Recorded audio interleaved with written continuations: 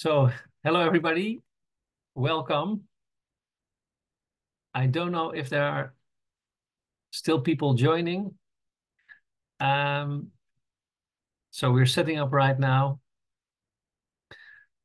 Yeah, thank you, Nelly. Well, let's get started. Welcome everybody in this presentation session on how to build a climate story. We have a full agenda, so I'll get started right away. Nelly, if you could show the agenda. Yeah, thank you. So we'll start with just a short round of introductions. We'll be hosting this session with the three of us. After that,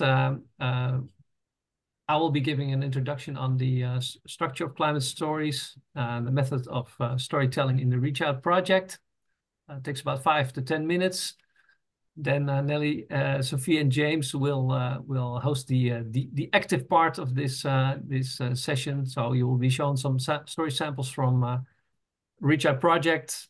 You'll be told what you need to know before to get started, and then we will be creating together a climate story for the fictional city of Metropolis. And we will be using menti.com. So please, most of you will be familiar with Menti. So please have a phone ready or a tab to join. If we have some time left, there will be the opportunity.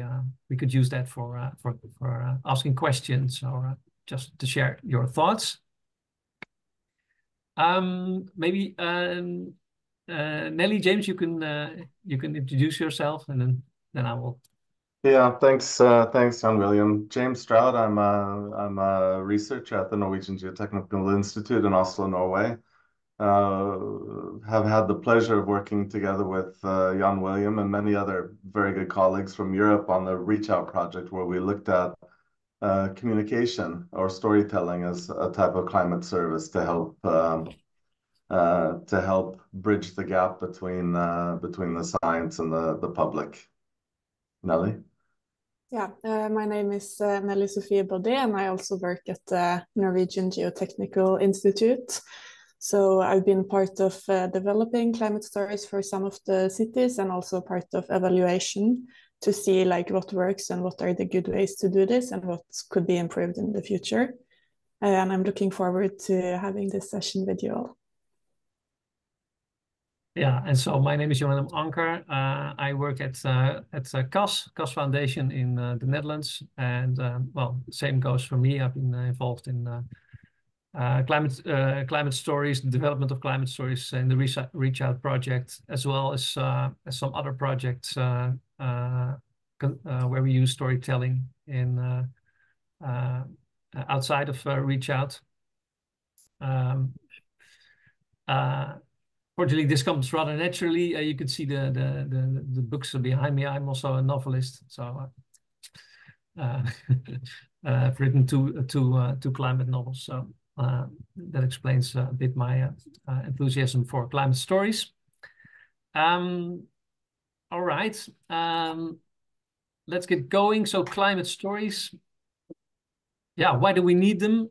Well, much of the scientific insights and information on climate change and adaptation do not reach the right people, decision makers, companies, citizens. And yeah, in literature, this gap has been wonderfully visualized here, by the way, by my former colleague Felix van Veldhoven. Yeah, this gap has been referred to as the valley of death. Yeah, one of the main reasons for this gap is that scientists and societal actors, they have different understandings, different perceptions of which knowledge is usable. Yeah, as a result, data sets, reports often remain unread and unused. And the European Reach Out project aims to bridge the gap between scientists and society with the use of climate stories. Next slide. Yeah. So what are they? Well, to put it very simple, climate stories, they are actually stories. So they combine a narrative structure with characters, with events. You know, stuff happens. There's story development and visualizations in order to communicate scientific knowledge to an audience to get your message across. And so for the Reach Out project, we translated the needs of cities into the stories using storytelling. So we're making climate stories for each of the cities involved in the Reach Out project. Athens in Greece, Logroño in the north of Spain, Milan, Cork, Gdynia, and Lillestrøm. Just, I'm not sure if everybody knows what the Reach Out is, but it is a European Commission funded research project to advance user-friendly, user-oriented climate services to support the implementation of the Green Deal. So last couple of years, research partners, climate service providers, and city stakeholders have been co-developing services for 7 city hubs across the European Union. You also see Amsterdam here. It's a bit outside the project when it comes to stories, with pension investor APG as the main hub partner. They've been mainly interested in specific climate services for the financial sector. Yes, next slide, please. Yeah, so storytelling. It is about telling stories. So climate adaptation, it is often even the word perceived as abstract, far away. Now we know that people lose attention, forget easily. So if you want to reach your audience, you need to integrate your message with more human, relatable information. And I think we think that the storytelling can help with that. The use of characters can create empathy, sympathy, and they help to find a common ground between narrator and the listener or the viewer. And this common ground helps to get your message across. So many well-known stories, such as fairy tales, Hollywood movies, or basically any story you will come across, they can be related to the hero's journey, visualized here on the right side. Here we show Little Red Riding Hood as an example. And her hero's journey contains several components. So setting the scene, the trigger, hurdle, helper, and a takeaway message. Well, setting the scene is very simple when it comes to Little Red Riding Hood. It's just the introduction of the character, a very, very sweet little girl who always wears a red hood. And that's why she's called Little Red Riding Hood. Then there's a trigger. So the trigger sets the story into motion. For the fairy tale here, it is obviously the grandmother who has become sick, and Little Red Riding Hood, her mother sends her to visit her grandmother with wine and gingerbread, depending on the version of the fairy tale you read. It can also be a basket of fruit, I think. And her mother explicitly tells her, "Don't go off the path." The next component is the hurdle, the threat. Well, obviously well known. The wolf is there, and he distracts Little Red Riding Hood by pointing out the beautiful flowers in the forest, which make her, despite her mother's warnings, leave the path. This gives the wolf time to first eat grandmother, and as you well know, Little Red Riding Hood after that. That would be the end of it. Were it not for the helper, in this case the hunter, who senses something fishy is going on in the house of grandmother, and he sets them free. All is well that ends well, right? And but there's a takeaway message. In this case, you could say a moral of the story: always listen to the advice of your parents. So in the climate stories, we use these components, but tailored to a specific story of climate change for the city. Using sufficient details so the reader can envision the story as a possible climate-proof future.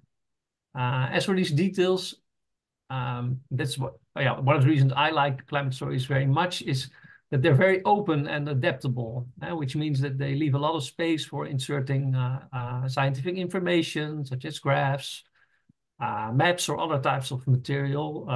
Also, technical tools can be embedded in the story. And that is my part. My short presentation. I hope everything is clear. If not, Nelly, well, if so, Nelly can take over, and if you, well, she will tell you a lot more about what we've done for Reach Out. Nelly, the floor is yours. Yeah, we can start by checking out if people are able to log into Mentimeter. So you can either scan this QR code with your phone, or if you're on a browser, you can join at menti.com and type in the code under the QR code.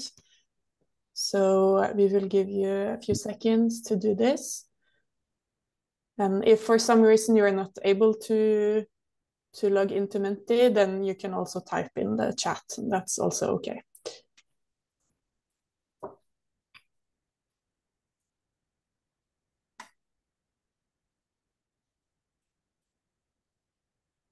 Just to let you know, I put the code into the chat as well, so you can also just copy it from the chat, or if you need to refer back to this later, it's in the chat.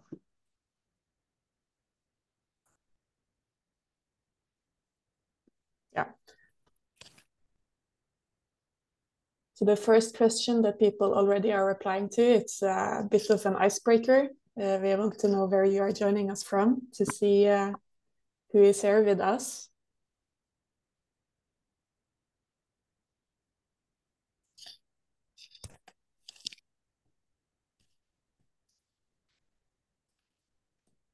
I think this is looking fantastic. We have people from all corners of Europe, it looks like. Yeah, great to see. Mm-hmm. Yeah, and then it looks like also people are able to log in, so that's also super nice. Then we will continue and give you some more examples and some more motivation, hopefully, to use storytelling. So what we figured out after developing these stories is that there are some main things that you really need to be aware of or to think about before you start developing a specific story. So the first thing is that your story needs a challenge. So what is the reason for making a story? So if you are thinking about developing a story, you probably already have something in mind. You have a motivation for why you want to make this story. And this is something it's nice to write down, that you have it a bit concrete. Then you also need to focus on your target audience and who you want to reach. So climate stories, they are not a one size fits all. So you cannot make one story and assume that it would work both for citizens, companies, and politicians. So you should try to focus on a small group as possible. It makes it easier to tailor your story to this audience and make it more specific, and ensure and also measure that you have impact from your story. Then you also have to think about what is your goal? What do you want to achieve with your message? So do you want to inform people and raise awareness? Do you want people to feel inspired? Do you want them to take action? This is also very good to keep in mind and think about before you actually start building your story. So we will go through some examples from the Reach Out project, so that this maybe can be a bit more concrete for you. So for example, we have from Logroño in Spain, they have a challenge with heat and increasing frequency of heat waves. And they wanted to raise awareness about this within their citizens, and especially vulnerable groups like children and youth. So they decided this at the start, and then this was put as a backdrop for continuing to develop the story. For Lillestrøm in Norway, they have a challenge with pluvial flooding. It's a city that's very, very flat, and if they get a lot of rain at the same time, it takes some time for it to run away from the streets. And we work with the municipality there, and they really want to inspire the citizens to take action on their own. And in this case, taking action, it meant that people would implement some climate adaptation measures on their own property, for example, removing garden tiles and putting maybe more plants instead. And because of this, their target audience, it was citizens in general, but especially property owners who would be the ones who would implement these measures.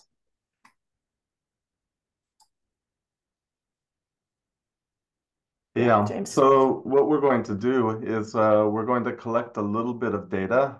This is the same Menti that you're already logged into. So if you've logged in, you don't need to do anything. But what we want to do is collect some building blocks from the audience.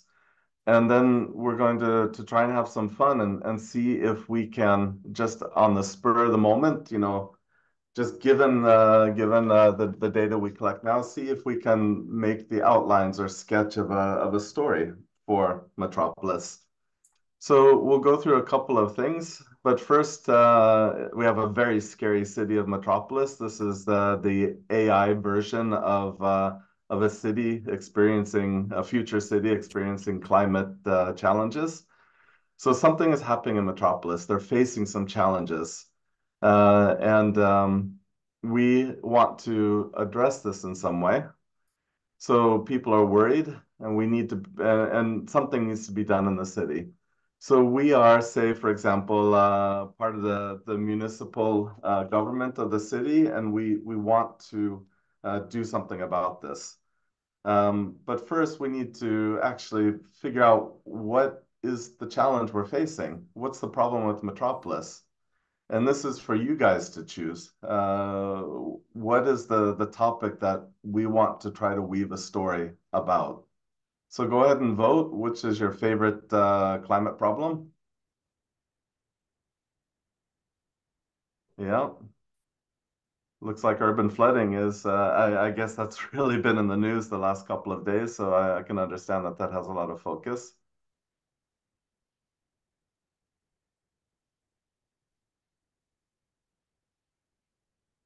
Yeah, it's still urban flooding. We have 46 participants, so we'll give a few more moments to let more votes come in.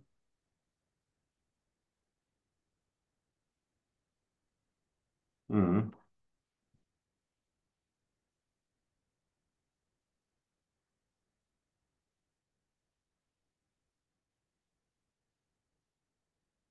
Okay, I think yeah, we have about half of the participants voting. We'll give a few seconds more on this slide. On the remaining slides, we'll go ahead and stop after we reach about 27 to 30 persons, just so that people have the chance to log in for this first one.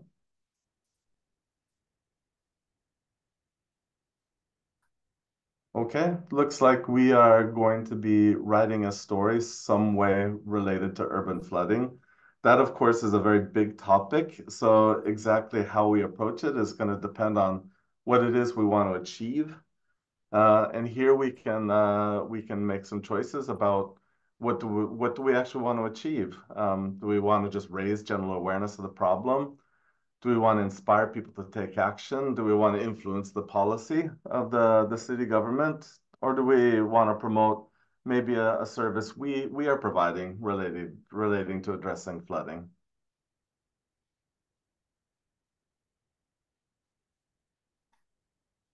Okay, looks like at the moment policy is leading, but inspiring citizens is coming up quickly behind.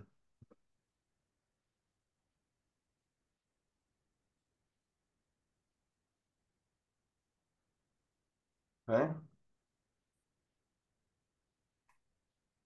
Go ahead and wait 10 seconds more before we go on.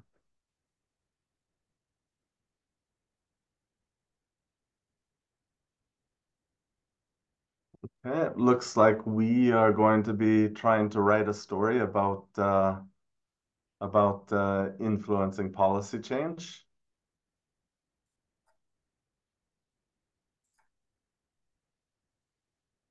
Another important aspect, as Nelly mentioned, is we can't speak to every part of the potential audience.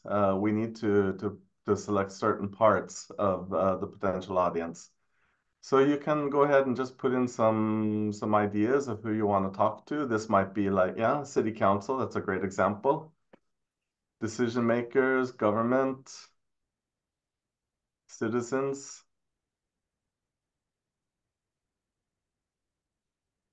Mhm.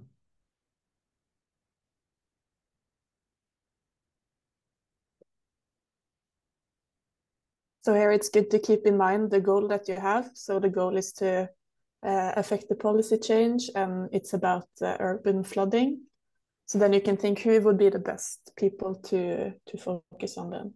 Mhm. I think you can also reply multiple times if you want to for most of these questions. Absolutely.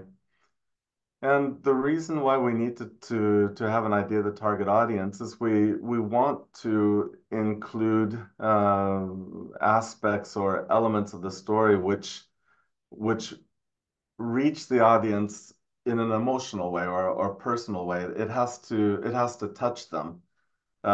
Because when you add the personal element to a story, when you bring in something which gives meaning to the recipient, it makes them more receptive to the story, and it makes them more receptive to the communication we're trying to bring or the ideas we're trying to bring across.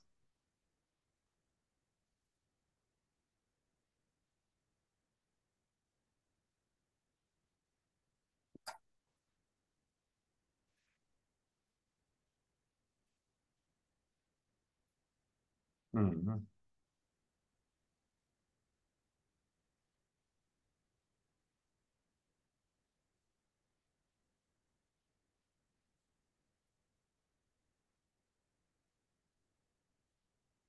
Yeah, I think the voting is settling down, and it looks like what we want to address. I mean, there's a lot of things being put up on the screen about citizens, students, young people, uh, sewage management, etc. But clearly, I mean, we're talking about influencing policy, and most of you think that we should direct our efforts towards city council, and that makes sense. So we're going to go ahead and say that our target audience in general is the city council, and our objective of putting together a story is to try to influence policy in some way. Okay.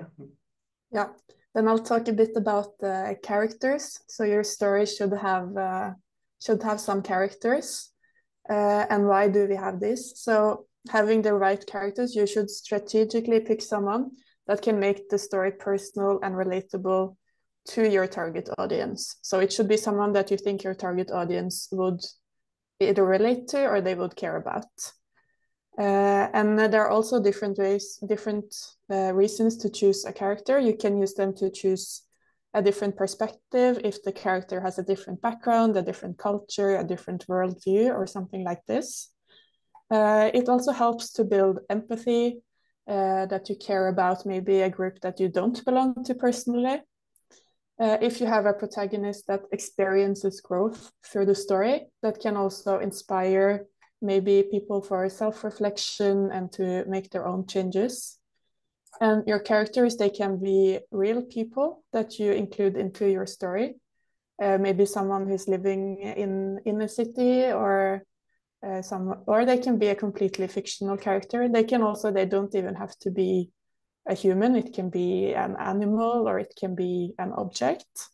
But you should think about, I think the main thing is that it should be someone you think your audience will relate to. So we will again give some examples from the Reach Out project. So this is some example from Logroño in Spain. So for this, since the goal for this story was to reach citizens and especially younger people, we have the main characters that are children and their grandparents. There is a generational aspect, and the characters are normal, regular people. So this can make the story relatable to the audience. Since the main characters are children, it also makes it very natural to explain concepts around heat waves and climate change. And this also backs up the goal of raising awareness. Children and the elderly are also especially vulnerable to these climate change impacts. So it helps to show the story through their eyes. They also have the idea to include other types of characters, and focusing on these other types of characters could show different impacts from climate change. So, for example, you could have a farmer to show the impact on agriculture, or you could have a tourist to show maybe how these climate changes affect tourists.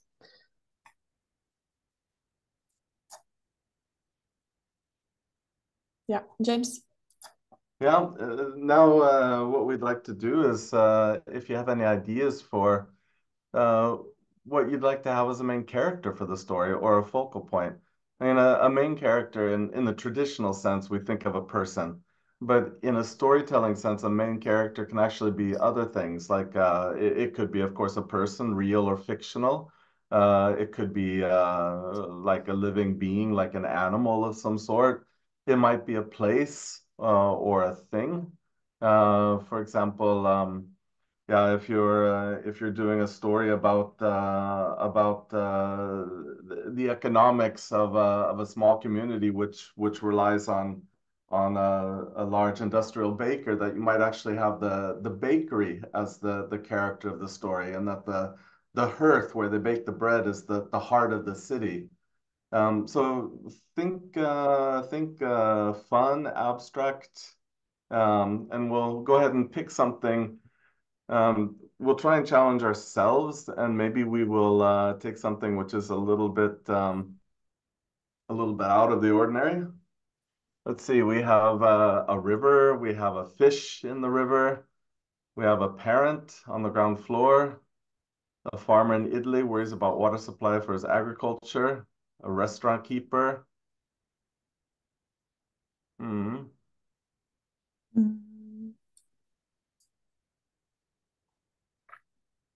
I wonder if this is where it's a bit difficult to scroll down the rest of the replies.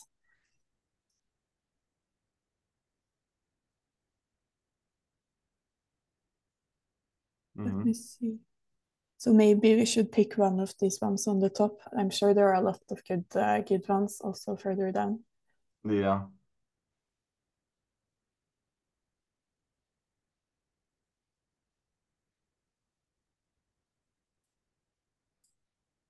I think considering that we're if we look at the things that we have so far, that we're talking about urban flooding, we want to talk about influencing policy, and we're pointing towards the city council.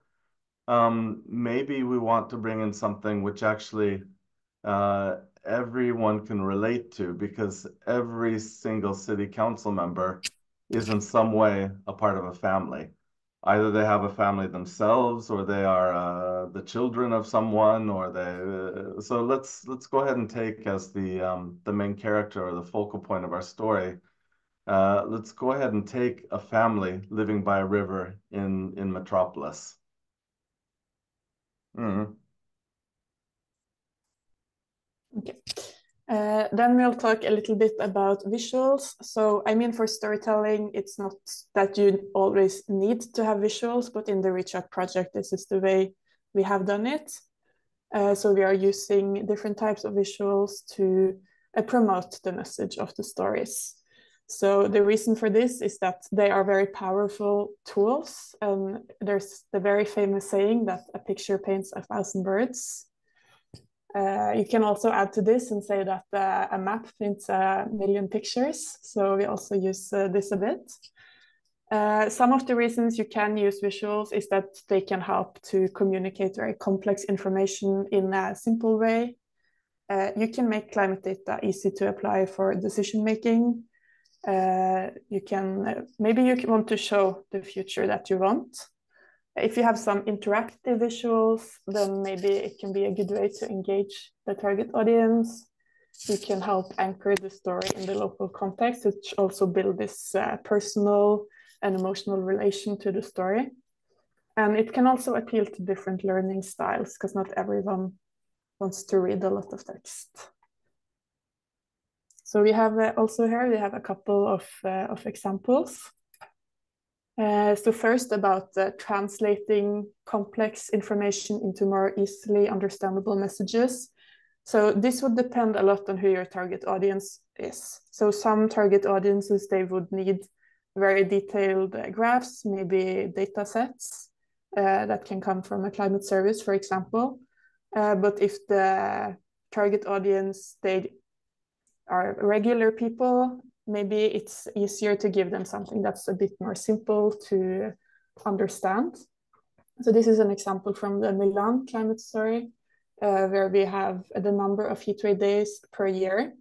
On the left side, it's in the graph format. And then on the right, it's translated to an infographic. So instead of having the X and Y axis, on the X axis, we have the age of Gaia as she grows up. And on the Y axis, there's the number of heatwave days, but we have instead translated this to suns, and we have multiple suns as Gaia grows up. So it's maybe for some people easier to understand if you don't need to have this more detailed data, but this of course depends on who is your target audience.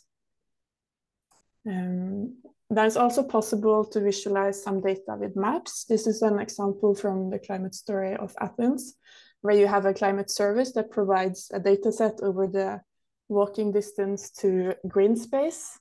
So this is because green space is more cool and Athens can be a very, very hot city. So you can visualize how far would you have to go to actually find a cool place from your house.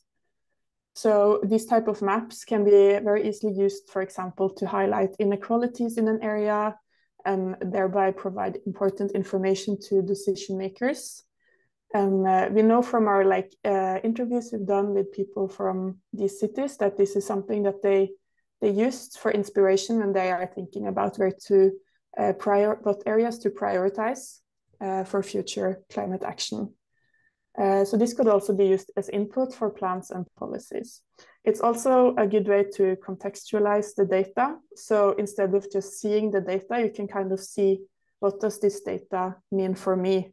So this is a way to make people care about this data. If you have a house in Athens, you can zoom into your house and you can see how this would affect you personally. And also, since it's interactive, it helps to build engagement. Then another example we have, it's about linking stories to a local context. So if you use climatic events that people remember, then this can highlight the relevance and importance of your message. So on the right, we have some pictures from the climate story of Gdynia in Poland, of some recent flooding events. So people who live there, they should remember these events, and then they can automatically relate this to what they now are hearing about new information. And this also makes the story more personal and emotional. You can also use other types of local visuals. You can use local photos, videos. Maybe if there is a known local illustrator, you can use them to anchor the visual identity in the local context. So these are just a few examples, and there are many other ways you can use visuals to highlight your message and present it. But these are some of the examples from the Reach Out project. Now I will give the word over to James, who will focus on the climate story of Metropolis.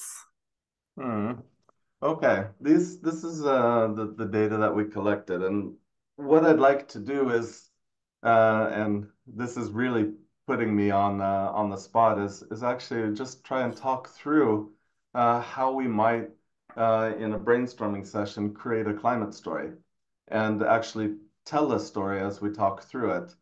So the first step in developing this narrative is we have to have the characters, and we have to create some kind of setting for them. And of course, the blocks that we have to build on is that we're talking about flooding, urban flooding. We want to influence some kind of policy change. And in the story, I will put some specific policies. We want to talk about who needs to react to this. It's the city council, and basically try to make some kind of compelling story around it. So we can set the scene. Let's say that we have a family living by the river. We've got Tony and Michelle. They have 2 kids. They have a lovely apartment in a very typical neighborhood in Metropolis.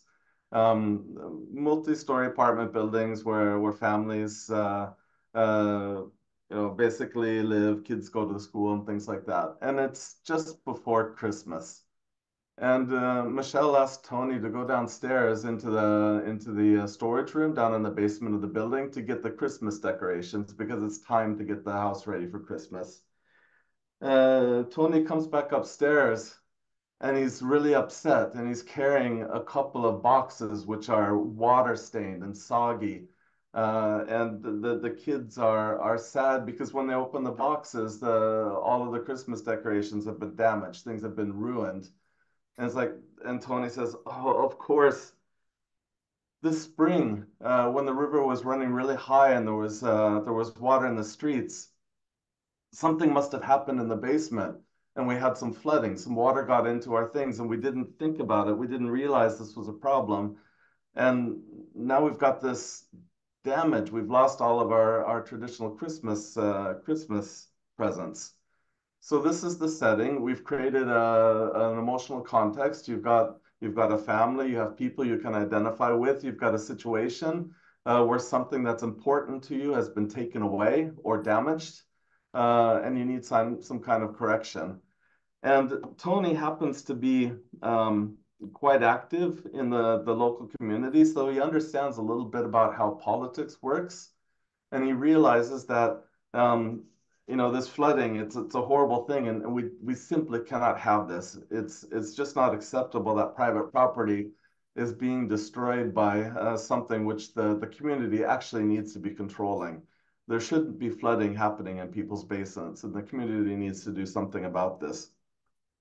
So he looks a little bit into it, and he sees some historical data about how flooding has been increasing through the last few years.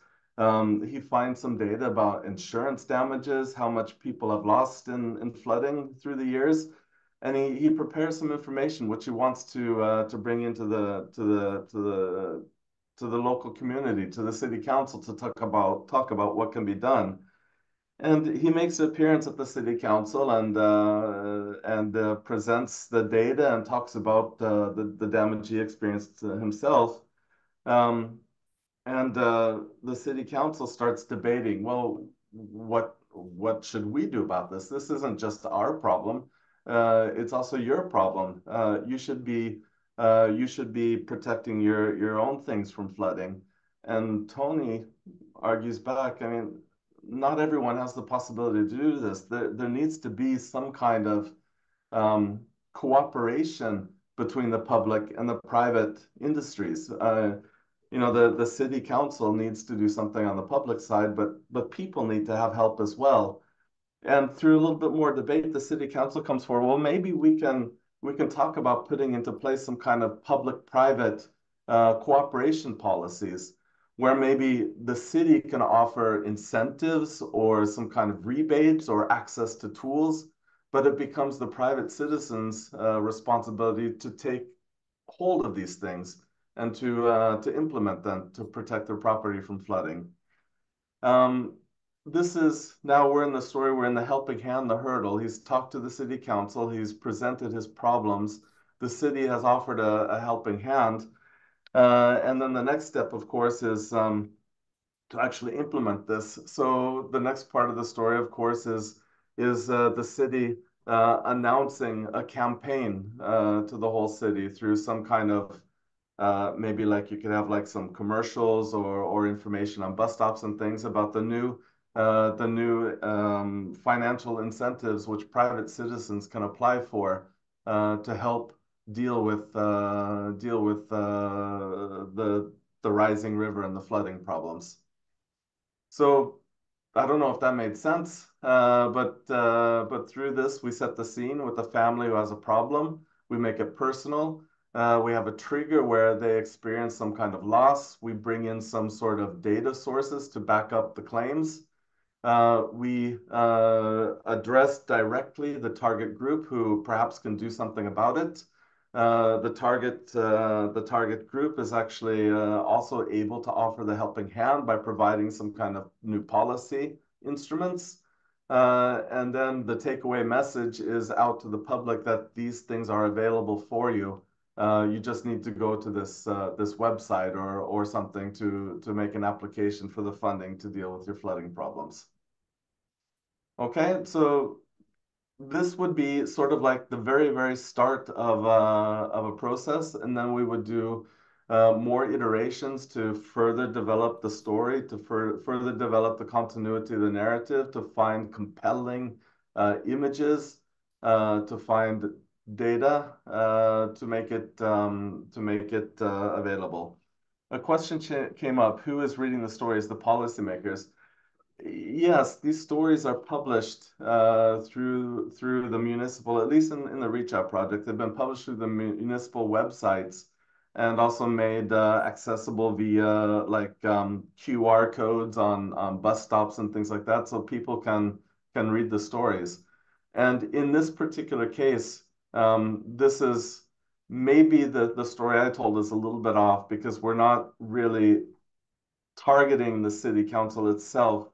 We're actually promoting what the city council is doing for the society. So in the first iteration, I sort of missed the target audience. I reached a different target audience, and then we would have to revise the draft story to make it more directly towards the target audience. Okay, hand it back to Jan William to round up.